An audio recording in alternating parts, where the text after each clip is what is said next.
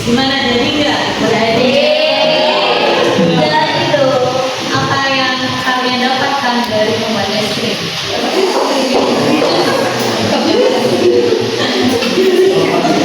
Apa? Dapat deh.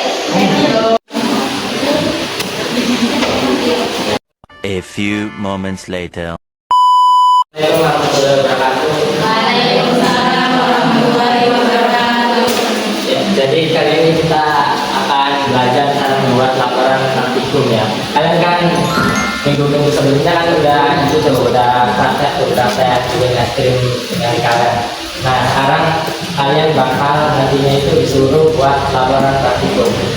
Nah cara membuatnya nanti bakal saya sampaikan. Itu ada tujuan dari presentasi kali ini. Yang pertama itu kita agar bisa dapat memahami apa itu laporan praktikum. Terus juga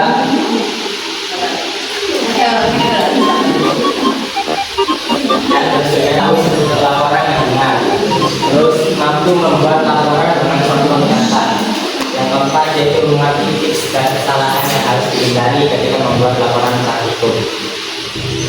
Terus selanjutnya apa itu laporan praktikum? Kalian ada yang pernah dengar apa itu laporan praktikum? Ya, secara definisi laporan praktikum adalah laporan yang secara dokumen yang mencatat tujuan, proses, hasil dan kesimpulan suatu percobaan. Terus fungsinya itu ada yang pertama menjadi kunci tertulis percobaan. Terus yang kedua menyajikan data secara ilmiah. Ya, fungsinya yaitu sebagai bukti tertulis percobaan. Terus juga menyajikan data secara ilmiah. Terus yang ketiga menarik kesimpulan berdasarkan hasil percobaan. Untuk tesnya ada struktur dan contohnya. Langsung aja. Ya, struktur dan contoh yang saya ambil studi kasusnya ada pembuatan es krim putar menggunakan kaleng besi yang kemarin kita ulas ya. Yang bagian A itu bagian awal laporan, halaman depan. Yang pertama halaman judul, kan biasanya di depan kertas tuh pas dibuat laporan itu kan ada judulnya. Nah, cara penulisannya itu judul itu biasanya di tengah terus di atas. Nah, terus di bagian tengah itu ada logo KIPA. Kita nanti bakal pakai logo KIPA. Terus juga di bawahnya itu ada nama kalian. Kan kalian kan kelompok tuh. Nah, kasih ada namanya semua. Terus di bawahnya lagi kalian kan itu loh, apa namanya kelompok di sebelah kanannya bisa kalian pakai kelas atau apa terserah kalian. Terus di bawahnya lagi itu biasanya ada kalian bisa kasih ekskul KIPA. Terus bawahnya lagi tahun kalian membuatnya, tahun berapa? Oh ini, nih contohnya ini seperti ini. Ini batasnya sini judul, ini logo, ini nama foto. Terus ini kalian bisa kasih ekskul. Terus di bawahnya lagi kalian bisa kasih tahunnya misal 2025. Nah itu seperti itu. Nah atau contohnya itu seperti ini. Ini judul, terus ada logo, terus ada nama, disusun oleh siapa, terus eksklusif kita, terus juga oh ya lupa ada SMK. Kalian kan di ada gitu, nanti dikasih SMK misalnya dari barang, lawan dari baru tahun. Terus yang kedua di lembar kedua adalah pengantar. Itu opsional, tapi menurut saya dianjurkan. Ya isinya itu ucapan terima kasih dan tujuan untuk laporan. Hal yang perlu diperhatikan pada pengantar yaitu kalian harus sopan dan jelas. Biasanya kalau contohnya itu seperti ini, puji syukur kami panjatkan kepada Tuhan, atau assalamualaikum warahmatullahi wabarakatuh, mengucapkan terima kasih. Ya, di sini ada paham apa enggak? Lanjut, yang ketiga ada daftar isi.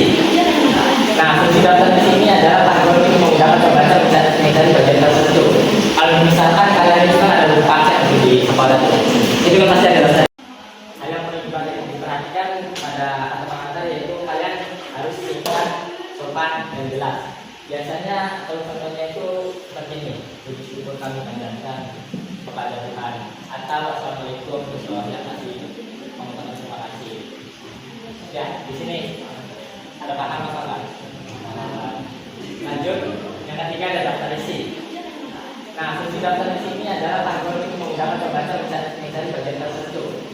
misalkan kalian itu kan ada lupa cek di sekolah itu kan pasti ada daftar kita supaya memudahkan kalian mencari materinya gitu.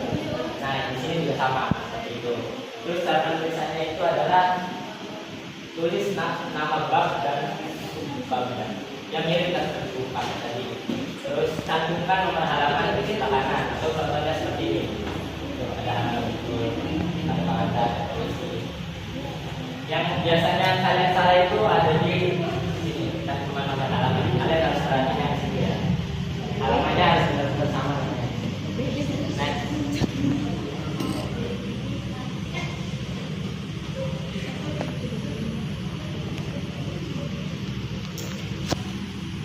Ini for your information-nya di sini kita ada thesis. Jadi kalian harus fokus ya. Kita ada latihan soal 10 soal. Ya. Untuk yang B adalah bagian pertama laporan. Biasanya bagian pertama ini ada bab 1. Bab 1 itu pendahuluan. Jika pendahuluan itu ada berisi biasanya latar belakang. Latar belakang itu adalah menjelaskan alasan percobaan kalian lakukan praktek kemarin itu apa gitu. Nah contohnya ini seperti ini. Pembuatan es krim putar memanfaatkan prinsip penurunan titik beku air menggunakan garam sehingga mempercepat pembakuan adonan. Begitu. Atau kalian bisa ambil alasan lain boleh. Terus hal yang perlu diperhatikan. Hal yang perlu diperhatikan itu adalah hubungkan teori dengan percobaan. Jadi kalian mencari teori itu harus sama dengan percobaan kalian. Jangan sampai berbeda. Itu yang harus kalian cari. Terus tulis minimal 1 paragraf, maksimal sampai 3 paragraf. Next yang kedua yaitu ada rumusan masalah. Contohnya rumusan masalah itu ibaratnya kita itu dalam laporan itu membuat pertanyaan. Seperti contohnya itu bagaimana cara membuat es krim putar dan kalian. Terus yang kedua, bagaimana mengatur jumlah garam terhadap kecepatan pembakuan. Nah, terus antara rumusan masalah dan tujuan penelitian ini harus sama. Misalkan pertanyaannya 3, kalian tujuan penelitian juga harus 3. Ibaratnya pertanyaannya ada di rumusan masalah, jawabannya ada di tujuan penelitian. Kayak contohnya seperti ini. Ini kan di sini kan bagaimana cara membuat es krim putar dengan kalian. Nah, di sininya jawabannya yang pertama, mengetahui cara membuat es krim putar. Itu kan harus nyambung antara pertanyaan sama jawabannya. Yang kedua juga sama. Nah, terus banyak lainnya harusnya yang ketiga ya. Yang ketiga itu ada manfaatnya. Jadi kalian harus memaparkan manfaatnya itu seperti apa itu. Next.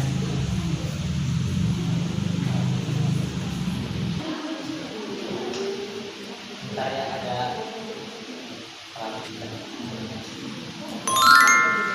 Oke, lanjut ke bab 3, bab 2. Tadi kan bab 1, sekarang bab 2 ada landasan teori. Di landasan teori ini berisi teori dasar tentang topik percobaan. Contohnya, prinsip kerja es krim putar memanfaatkan penurunan titik beku air dalam penambahan garam pada es sehingga membentuk cepat. Nah, terus juga kita langsung ke bab 3-nya. Bab 3-nya itu ada metode atau langkah percobaan. Nah, di bab 3 ini ada 3 yang harus kalian amati. Yang pertama itu ada alat dan bahan. Nah, kalian kan harusnya masih ingat dong kemarin alat dan bahan apa aja yang harus digunakan. Nah, kalian tulis saja contohnya alatnya kalian kecil, kalian besar, sendok, termometer misal. Terus bahannya apa gitu. Ya tipsnya bagaimana gitu menggunakan. Ya tipsnya ini kalian agar lebih mudah. Jangan seperti ini. Kalau bisa pakai tabel. Gitu kan. Alatnya misal alatnya apa, terus bahannya apa. Pakai tabel supaya lebih gampang. Ya. Terus yang kedua adalah pekerja. Jadi yang pekerja ini kalian ibaratnya tutorialnya ya, gimana cara bikinnya. Contohnya itu seperti ini. Misalkan yang pertama campur susu, gula dan perasa kalian kecil. Terus yang kedua misalnya isi kalian besar dengan es batu dan garam. Terus selanjutnya masukkan kalian kecil ke kalian besar. Terus selanjutnya juga putar kalian selama 30 menit atau berapa menit lah kemarin kalian harus ingat lah. Yang kelima yaitu ambil es krim dan sajikan. Nah terus yang ketiga itu ada variabel percobaan. Variabel percobaan ini Kalau saya ambilnya itu ada 3 kalau kemarin. Yang pertama ada variabel bebas. Variabel bebas itu adalah jumlah garam. Terus ada variabel terikat. Variabel terikat itu adalah waktu pembakuan. Waktu bakunya itu berapa lama. Terus yang ketiga itu variabel kontrol. Seperti volume susu, jenis kalennya, terus suhu awalnya berapa. Seperti itu. Terus next.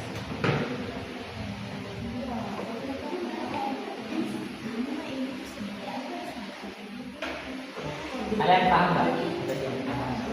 Udah paham? Nah, yang selanjutnya adalah bab 4. Di bab 4 ini adalah hasil dan pembahasan. Ya, di hasil dan pembahasan yang pertama itu data hasil percobaan. Misalkan itu data dan hasil percobaannya kalian berhasil membuat es krim, kalian tulis es krim kita berhasil membuat es tersebut. Terus kalian juga bisa berkolaborasi dengan yang lain. Percobaannya itu kan saya ambil contoh misalkan kan kalian coba cuma 1 kali tuh, nah, teman-teman kalian pada coba tuh. Kalian bisa ambil dari teman-teman kalian berapa tadi kelompoknya 4 ya atau 5. Ya, pokoknya kalian bisa kolaborasi. Terus percobaan pertama, kedua, ketiga, garamnya berapa, ini berapa. Tapi kalian sama semua yang kemarin ya. Garamnya kalau jauh dari satu aja. Nanti misalkan garamnya berapa atau apa, dibikin tabel. Terus yang kedua dalam hasil dan pembahasan ada contohnya itu semakin banyak garam, semakin cepat proses pembakuan. Hal ini karena garam menurunkan titik popularitas, membuat es batu lebih efektif menyerap panas dari adonan. Ya ibaratnya pembahasannya itu seputar dalam kalian membuat kemarin praktek es krim itu dibahas gitu kan. Terus antara ya produksi kan semakin banyak garam semakin cepat proses pembekuan. Kalian kan udah paham berarti semakin banyak garam berarti pembekuannya semakin cepat. Ya terus hal yang perlu diperhatikan yaitu kaitkan data dengan teori. Ya seperti yang sudah dijelaskan tadi ya kalian harus mengaitkan antara data dan teori. Terus yang kedua ada jelaskan penyebab perbedaan hasil antar percobaan. Ya kalau kalian ini nggak usah ya, karena kan tadi cuma percobaannya 1 kali lagi, jadi nggak usah dikasih apa. Nah.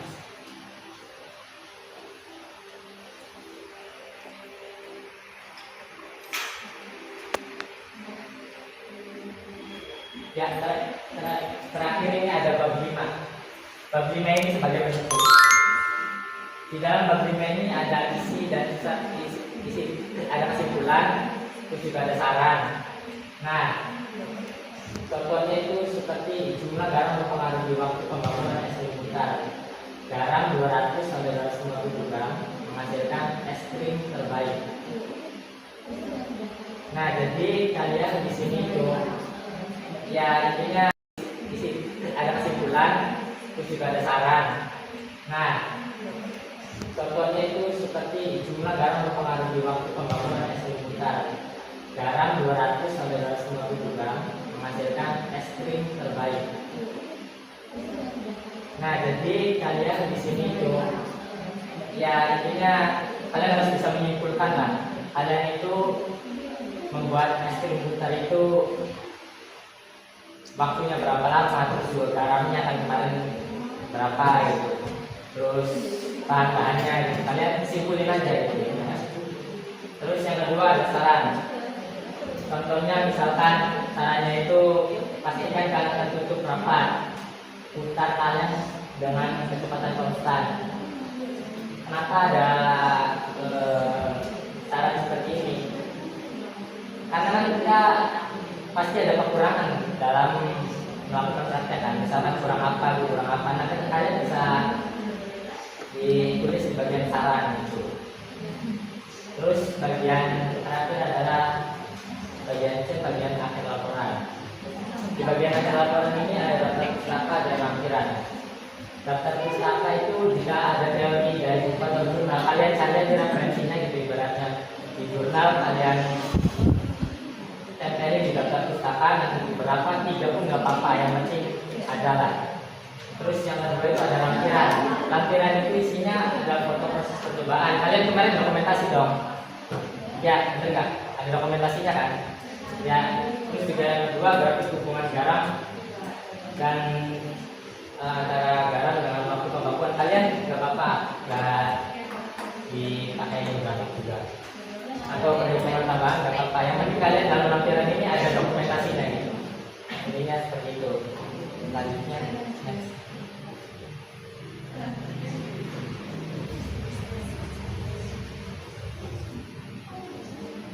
Ya, kalian kita udah sampai ke kesimpulan ya. Kesimpulannya yaitu yang pertama, laporan praktikum harus disusun sistematis dan ilmiah supaya pembaca itu mudah untuk ketika membuka itunya tuh laporannya tuh mudah gitu. Kalian harus sistematis dan ilmiah. Yang kedua, gunakan format bab untuk mempermudah pembahasan. Ya, saya sudah jelaskan ya tadi. Yang ketiga yaitu setiap bagian laporan memiliki tujuan dan aturan penulisan masing-masing. Yang keempat, penyajian data menggunakan tabel, grafik, dan gambar akan membuat laporan lebih menarik dan lebih dipahami. Ya, saya sudah kasih tahu ke kalian ya. Kalian di bagian mana harus bikin tabel itu supaya lebih mudah. Yang kelima yaitu adalah kesimpulan dalam laporan harus menjawab rumusan masalah. Jadi kesimpulannya itu harus tidak hanya di tujuan penelitian ya. Kesimpulan juga harus bisa menjawab rumusan masalah. Jadi dikaitkan aja itu. Seperti itu.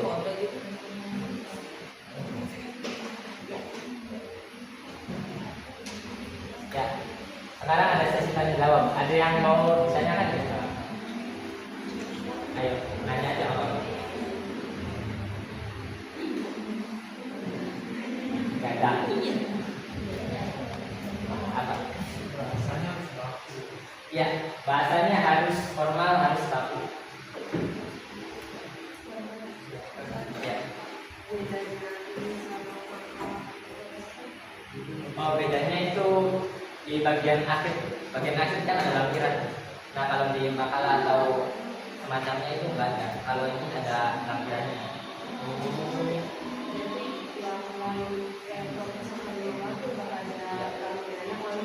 Terus juga kan saya tuh di bagian kan pengantar tuh Pak, saya ngasih opsional. Tapi kalau di makalah itu kan wajib. Yang ada nggak ada nih. Kalau nggak ada langsung puisi habis itu kalian buat gitu laporannya. Nanti buatnya dia tugasnya Pak. Kalian bisa buat di Google Doc juga bisa atau Word boleh.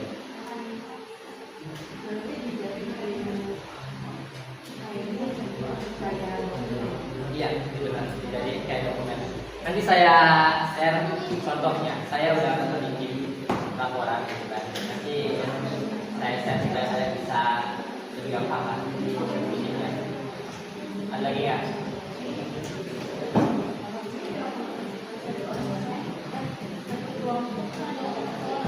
Satu kelompok. Ya, sesuai kelompok kemarin kalian pilih yang bersama ya. Lagi nggak?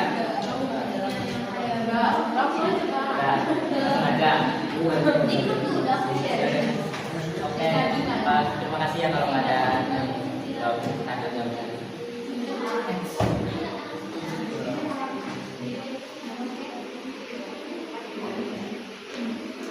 Dan terima kasih ya materi singkat saya kali ini yang semoga aja kalian paham lah ya. Nanti untuk di mendalami lagi kalian bikin laporannya. Tapi kayaknya sebelum bikin laporan kalian bakal harus dulu dari Kak Saiba. Ya itu aja materi dari saya. Wassalamualaikum warahmatullahi wabarakatuh. Waalaikumsalam warahmatullahi wabarakatuh. Oke, setelah mendengar penjelasan dari Kak Arif, saya minta semuanya keluarin HP-nya, lalu kalau Google Chrome cari quizzes.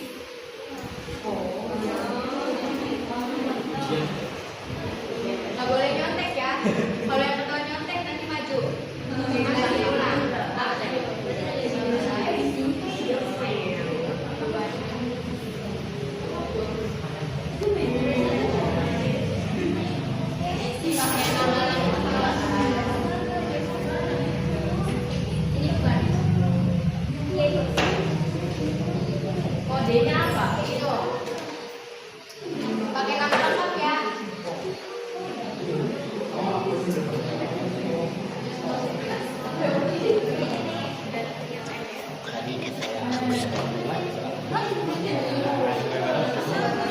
Ini juga saya suruh.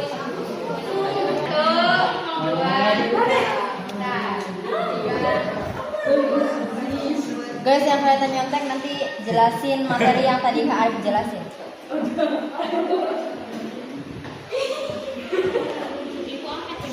Ini ada waktunya nggak? Ada 30 menit.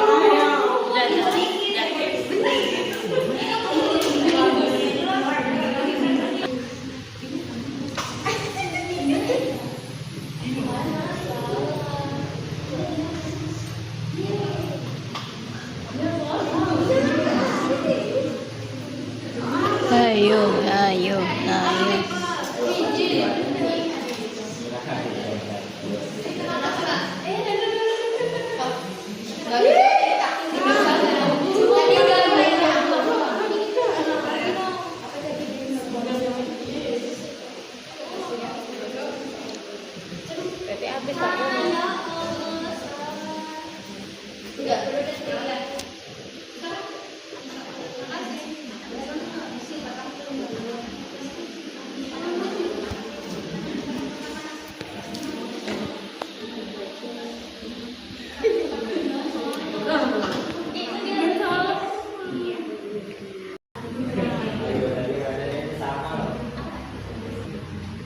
Aku megang kamu.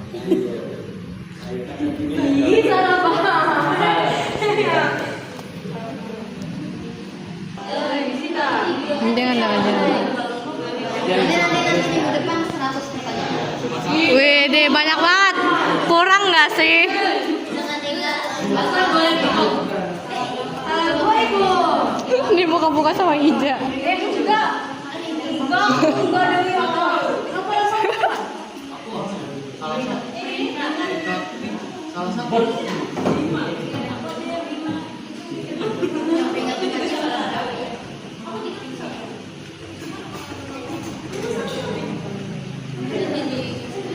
Ih, Kak.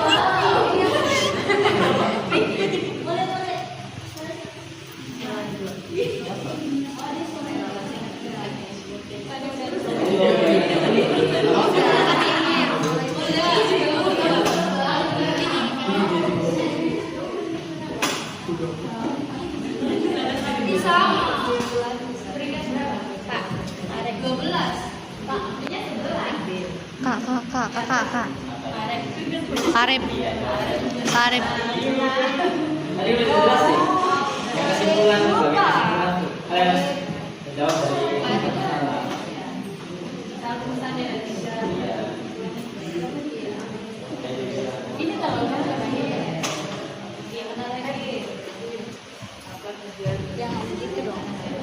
Ya, jangan di situ sih.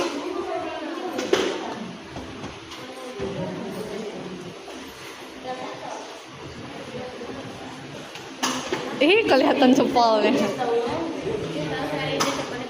Iya. Cepolnya kegedean. Oke. Tuh. Foto. Nih girl. Mending bisa itu Lea.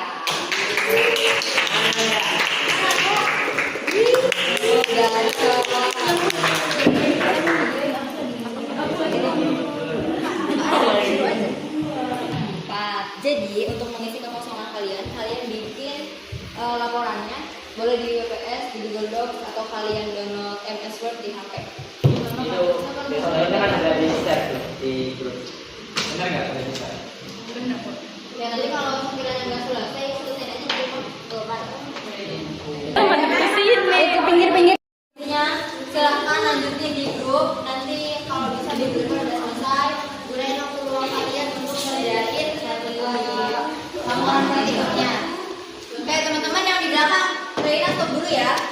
Stop dulu. Oke sebelum kita pulang, silahkan berdoa di dalam hati masing-masing. Berdoa dimulai.